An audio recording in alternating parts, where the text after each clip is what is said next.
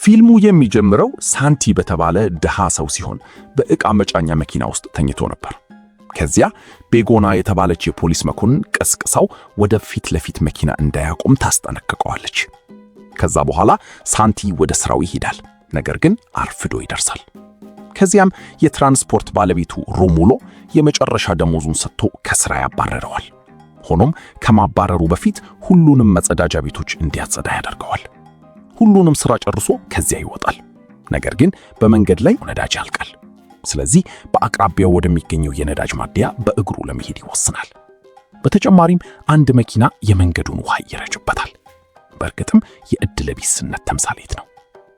ጓደኛው ፔድሮ በዚያ የነዳጅ ማደያ ውስጥ ይሰራ ነበር። እዚያ ሲደርስ ፔድሮ ስለ መደብ ትምህርት ቤት ተማሪዎች ስብሰባ ድግስ ይነግረዋል። በዚያ ድግስ ላይ ሁሉም አብረው የተማሩት ተማሪዎች ከኮሌጅ በኋላ ለመጀመሪያ ጊዜ እየተገናኙ ነበር። ይህን ሁሉ ከተወያየ በኋላ ሚስቱ ማይቲ ልትፈታው ስለምትፈልግ ከሷ ጋር የሕግ ስብሰባ ላይ ለመገኘት ይሄዳል። በስብሰባው ላይ የሕግ ጠበቃው በሕጉ መሰረት ንብረታቸውንና ዕቃዎቻቸውን በእኩል መጠን መከፋፈል እንዳለባቸው ይነግራቸዋል። በአሁኑ ጊዜ ከማይቲ ቤትና ከሳንቲ መኪና በስተቀር ብዙ ንብረት አልነበራቸውም። የፍቺ ወረቀቶቹን ለማዘጋጀት ከ2 እስከ 3 ወራት እንደሚወስድ ጠበቃው ሲነግራቸው እስከዚያ ቀን ድረስ አብረው መኖር ስላለባቸው ማይቲ ትበሳጫለች። ከዚያ ስራዎቹ ሲጠናቀቁ ማይቲ ሳንቲን ትታው በራሷ መንገድ ትሄዳለች። ከዚያ በአቅራቢያው ካለች የሎተሪ ሻጭ ሴት ትጠራውና የሎተሪ ቲኬት እንዲገዛ ለማሳመን ትሞክራለች። እሱም ተስማምቶ በሕይወቱ ለመጀመሪያ ጊዜ ቲኬት ገዝቶ በሲጋራ ፓኬት ውስጥ ያስቀምጠዋል። ከዚያ ትዕይንቱ ወደ ማታው የስብሰባ ድግስ ይሸገራል። ሳንቲም እዚያ ደርሶ በመጀመሪያ ጓደኞቹን ፔድሮንና ማርኮስን ያገኛል። ከዚያ ሚስቱን ማይቴን ማሪዮ ከተባለ ሌላ ሰው ጋር ስታወራ ያያታል። በእርግጥ ማሪዮ በኮሌጅ ዘመናቸው በጣም ወፍራም ነበር። እናም በዚያ ምክንያት ሳንቲና ጓደኞቹ ብዙ ያሾፉበት ነበር።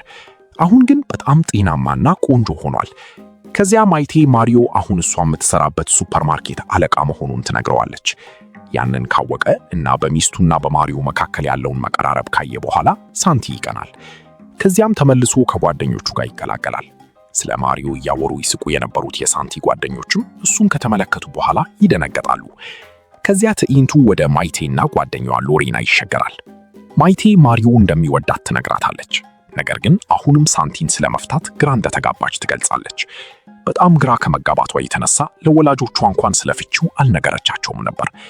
ከድግሱ በኋላ ሳንቲ ቤት ይደርስና የሲጋራ ፓኬቱን ወደ ቆሻሻ መጣያ ይተዋል። በውስጡ ስላለው የሎተሪ ቲኬት ሙሉ በሙሉ ረስተውታል። ከዚያም ሶፋው ላይ ይተኛል። ጠዋት ማይቴ ሁሉንም ቆሻሻ ወደ ውጭ አውጥታ ወደ ስራዋ ትሄዳለች። ከዚያ ሳንቲ ከእንቅልፉ ነቅቶ በተሰበረው ስልኩ ሬዲዮ እያጫወተ መታጠብ ይጀምራል። 25 ሚሊዮን ስላሸነፈ ነገር ግን ማንነቱ ገና ስላልታወቀ ሰው ዜና ይሰማል። በድንገት ስለገዛው የሎተሪ ቲኬት ያስታውሳል። ከዚያም ሻወሩን በግማሽ ትቶ የሎተሪ ቲኬቱን ለመፈለግ ወደ ውጪው የቆሻሻ መጣያ ይሮጣል። በቆሻሻ መጣያ ውስጥ ለተወሰነ ጊዜ ከፈለገ በኋላ ቲኬቱን ያገኛል። የቲኬቱን ቁጥር ከአሸናፊው ቁጥር ጋር ያመሳክረዋል። ቁጥሮቹ ሲመሳሰሉ በደስታ መጮህ ይጀምራል። በመጨረሻም በሎተሪው ወደ 25 ሚሊዮን አሸነፈ። የምስራቹን ልትነግራት ለማይቲ ይደውላል። ነገር ግን ስልኩን ስታነሳው የምስራቹን ራሱ ሊነግራት እሷ ወደምትሰራበት ሱፐርማርኬት ይሄዳል። ነገር ግን በመኪና ማቆሚያ ውስጥ ማይቲንና ማሪውን አብረው መኪና ውስጥ ያያቸዋል። ሳንቲ ሁለቱም እየተሳሰሙ እንደሆነ ያስባል። በእርግጥ ማይቲ እንዳይስማት እየከለከለችው ነበር። ሳንቲ ይህን ሁሉ ካየ በኋላ አዝኖ ለማንም ምንም ሳይናገር ከዚያ ይወጣል። በመንገድ ላይ የሎተሪ ቲኬቱን አይቶ በደስታ መሳቅ ይጀምራል። ከዚያም የሎተሪ ቲኬቱን በእጁ ይዞ ወደ ባንክ ይሄዳል። በእጁ ያለውን የሎተሪ ቲኬት አይቶ ሁሉም የባንኩ ሰራተኞች ሊያዩትና ስለሱ ማውራት ይጀምራሉ። ሳንቲ ይደናገጥና ባንኩን ለቆ መውጣት ይጀምራል። ጥቂት ሰዎችና የባንኩ ስራ አስኪያጅ ዳሚያን ሊያቆሙት ይሞክሩታል፣ ግን አልቻሉ። ሳንቲ መኪናውን አስነስቶ በድንጋጤ ከባንኩ አካባቢ ይወጣል። በመንገድ ላይ በድንገት ዳሚያንን በመኪና ውስጥ ያገኘዋል። እሱም የገንዘብ ምክር ሊሰጠው ይከተለው ይጀምራል። በመንገድ ላይ የፖሊስ መኮንኗ ቤጎና እንደገና አስቁማው በአግባቡ ባለማሽከርከሩ ትወቅሰዋለች። ነገር ግን ዳሚያን ጣልቃ ገብቶ ሳንቲ 25 ሚሊዮን እንዳሸነፈ ይነግራታል። እሷም ሳንቲን እንኳን ደስ አለህ ብላ ትሄዳለች። ከዚያ ዳሚያን ሳንቲን አብሮት ወደ አንድ ምግብ ቤት ይወስደውና ስለ ብዙ የኢንቨስትመንት እቅዶች ይነግረዋል። እንዲሁም እንደሱ አይነት ባለሙያ የትም እንደማያገኝ ይነግረዋል። ሳንቲ አምኖት የፋይናንስ አማካሪው እንዲሆን ይስማማል። ዳሚያን ስለ ሳንቲ የግል ሕይወትና ፍቺ ሲያወቅ ሚስቱን ከፈታ ግማሹን ገንዘቡን ለሷ መስጠት እንደሚኖርበት ይነግረዋል። ገንዘቡን ለማዳን ፍቺው ከመፈጸሙ በፊት ስለ ሎተሪው ለማንም ምንም እንዳይናገር ሳንቲን ይመክረዋል። ነገር ግን ሳንቲ ስለ ገንዘቡ ከሚስቱ መደበቅ አይፈልግም። በድንገት ማይቴንና ማሪዮንን ከምግብ ቤቱ ውጪ ሲያያቸው ሁሉንም ነገር በሚስጥር ለመያዝ የምግብ ቤቱን ጠባቂ ኮፍያ አድርጎ ራሱን ይደብቃል። ነገር ግን የሚስቱን ባህሪ ካየ በኋላ ስለ ሎተሪው ለማንም ላለመናገር ይወስናል። ትዕይንቱ ወደ ቀጣዩ ቀን ይሸጋገራል። ሳንቲ ስራ እንደሚሰጠው ለማይቴ ቃል ስለገባ ወደ ማሪዮ ቢሮ ይሄዳል። በቃለ መጠይቁ ወቅት ማሪዮ በጣም ሊያዋርደው ይሞክራል።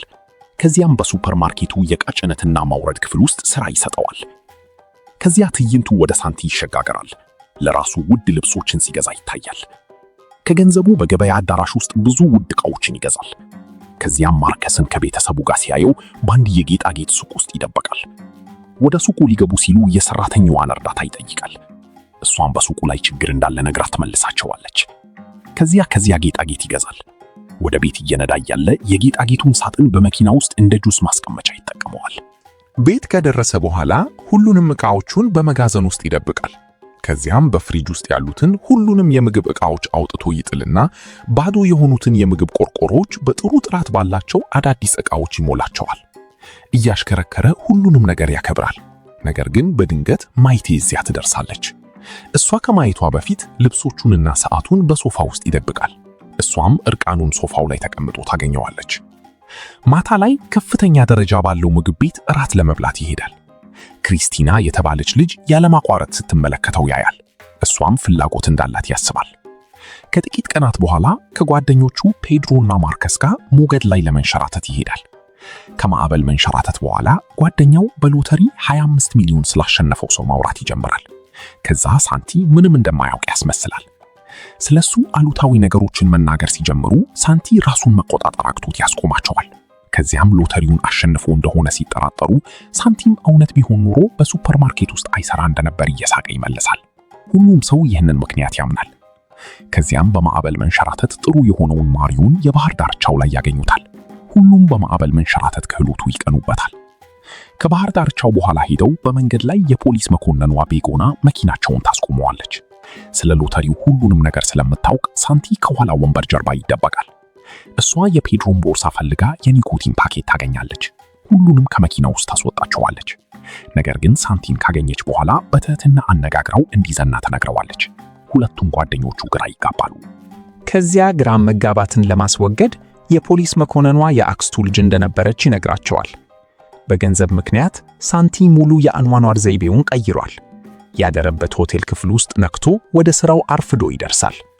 ማይቴ አግኝታው ትላንት ማታ የት ነበርክ ብላ ትጠይቀዋለች። ለሱም ምላሱ አምልጦት ሆቴል ውስጥ ብሎ ይመልሳል።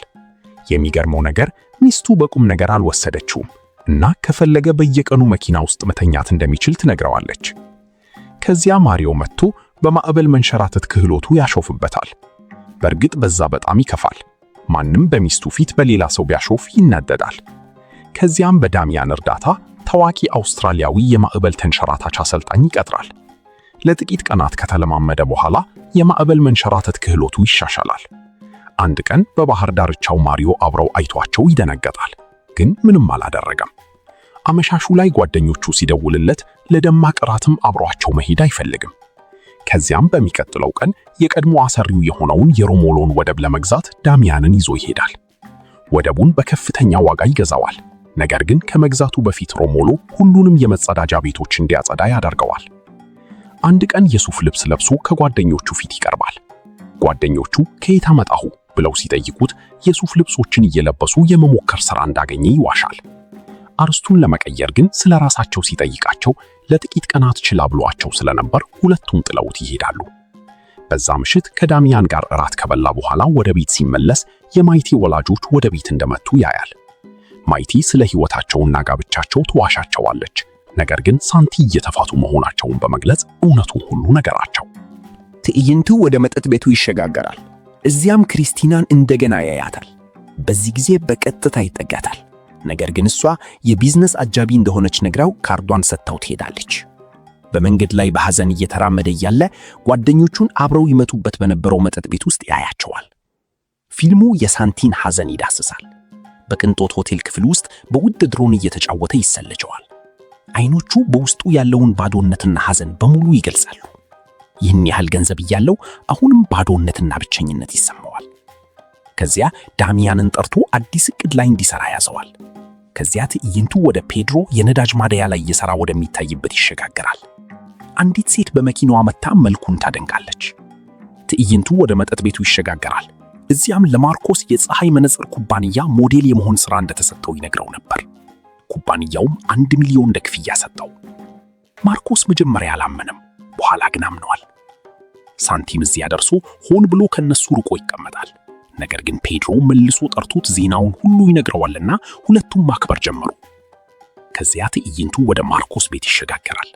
እሱ ልጆቹን እየተንከባከበ ሳለ ሚስቱ እንኳን የማያውቃት አክስቷ በኑዛዜዋ ወደ 1 ሚሊዮን እንደሰጠችው የምስራች ትነግረዋለች። ከዚያ ትዕይንቱ ወደ ዳሚያንና ሳንቲ ጎልፍ እየተጫወቱ ወደሚታዩበት ይሸጋገራል። ሁለቱም ሳንቲ ለሁለቱም ጓደኞቹ 1 ሚሊዮን እንዴት እንደሰጠ ይነጋገራሉ። ከዚያም ዳሚያን ማሪዮን አስተውሎ ለብድር ወደ ባንክ እንደመጣ ለሳንቲ ነገረው። ኪሳራን በማስመሰልና ሰራተኞቹን በሙሉ በማባረር ሱፐርማርኬቱን ለመግዛት ስላለው የማሪዮ ዕቅድም ገለጸለት። ከዚያ ስለ ማሪዮ ዕቅድ ለማይቴ ሁሉንም ነገር ለመንገር ወደ ሱፐርማርኬት ይሄዳል። ነገር ግን በማሪዮ ጣልቃ ገብነት በመካከላቸው ያለው ሁኔታ አሳሳቢ ይሆናል። ማይቴ ይህን ሁሉ ብቻዋን መቋቋም እንደማትችል ነግራው ሻንጣውን ጠቅልሎ ከቤት እንዲወጣ ትጠይቀዋለች። ይህ ደግሞ እሱን እንኳን ስላልሰማችው ሳንቲን ያሳዝነዋል። ከዚያ ወደ ገበያ ወጥቶ ጓደኞቹን በማርኮስ አዲስ መኪና ላይ ያገኛቸዋል። ሳንቲንም ይዘውት በፍጥነት ይነዳሉ።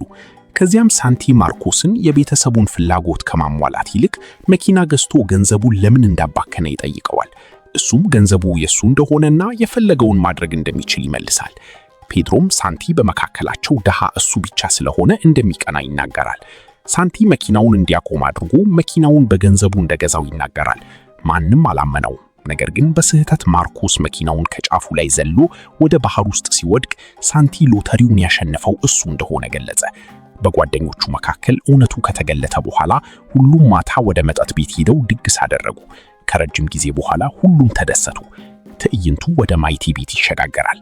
ከሳንቲ ፊት ከማሪዮ ስልክ ይደወልላትና ከሱ ጋር ማውራት ትጀምራለች። እሷን ለማሹፍ ሳንቲንም ክሪስቲናን ጠርቶ በተረጋጋ ፍቅራዊና አሳሳች መንገድ ማውራት ይጀምራል። ይህም በተሳካ ሁኔታ ማይቲን እንድትቀና ያደርጋታል። ይህንን ክስተት ለጓደኛዋ ሎሪና ታካፈላለች። እሷም አሁንም ሳንቲን እንደምትወደው ትመልስላታለች። ከዚያ ትዕይንቱ ወደ ሱፐርማርኬቱ ይሸጋገራል።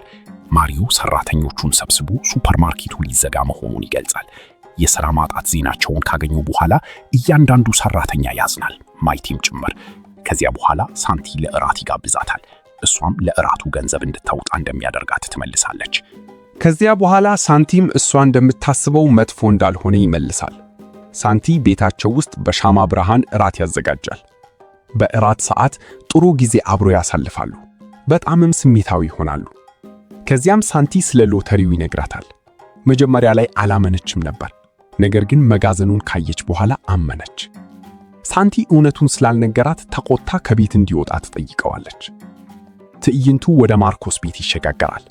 የማርኮስ ሚስትም በባከነው ገንዘብ ተበሳጭታ ከሱ ጋር ትጣላለች። ከዚያም አይምሮውን ለማደስ ወደ ውጭ ይወጣል። ትዕይንቱ ወደ ድግሱ ይሸጋገራል። ይህም ፔድሮ ገንዳ ውስጥ ለሰራው የመጀመሪያ የፀሐይ መነጽር ማስታወቂያ በሁሉም ሰው የተዘጋጀ ነበር። እውነቱን ለማነገር ማስታወቂያው በጣም አስቂኝ ነበር። ማስታወቂያው ከተለቀቀ በኋላ በጣም ታዋቂ ሆኖ ነበር። ነገር ግን በተንኮል አስተያየቶች ምክንያት ፔድሮ አዘነ። ከዚያ በኋላ ሁለቱም ፔድሮና ማርኮስ ሕይወታቸውን ስላበላሸው ሳንቲን ወቀሱት እና በንዴት ከድግሱ ወጡ። በሚቀጥለው ቀን ሳንቲ ከዳሚያን ጋር አንዳንድ አዳዲስ እቅዶችን አወጣ። ያ የመጨረሻ ስብሰባዎቻቸው ስለነበር ሁለቱም ሲላዩ አለቀሱ። ከዚያ ትዕይንቱ ወደ ማይቴና ጓደኞቿ ውይይት ይሸጋገራል። ጓደኛዋ ከተፋታች በኋላ እንኳን የሳንቲን ገንዘብ ግማሹን እንደምታገኝ ትነግራታለች። ከዛ በኋላ 12.5 ሚሊዮን አካባቢ ከሎተሪ ገንዘቡ ግማሹ በባንክ ሂሳቧ እንደገባ ከባንክ መልእክት ይደርሳታል። ይህንን ሳንቲ አድርጎት መሆን እንዳለበት ትረዳለች። ከዛ በኋላ በሳንቲ የተፈረሙትን የፍቺ ወረቀቶች ታገኛለች። ሎሬና እንድትፈርምበትና ከሳንቲ ነፃ እንድትሆን ትነግራታለች። ነገር ግን እምቢ በማለት ለሱ ያላትን ፍቅር ትቀበላለች። ከዚያ እንደገና ሊከፈት ከነበረው ሱፐርማርኬት ስልክ ይደወልላታል። እዚያ ደርሳ አንድ ያልታወቀ ሰው ሱፐርማርኬቱን እንደገዛው ታውቃለች። ማሪዮን ለማግኘት ትሄዳለች። በስልክ ሲያወራ ከሰማች በኋላ ትክክለኛ እቅዶቹን ትረዳለች። ተናደዳ ሳንቲ ስለሱ ትክክል እንደነበርና ውሸታም መሆኑን ትነግረዋለች።